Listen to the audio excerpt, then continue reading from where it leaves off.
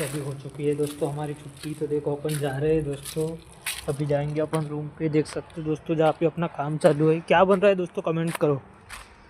देख सकते हो दोस्तों क्या बन रहा है, कमेंट करो, बताओ क्या बन रहा होगा, कमेंट करो। ये बिल्डिंग, इधर बिल्डिंग बन रही है दोस्तों, 2 बिल्डिंग है 28 फ्लोर की। तो ये बीच में क्या बन रहा है दोस्तों कमेंट करना।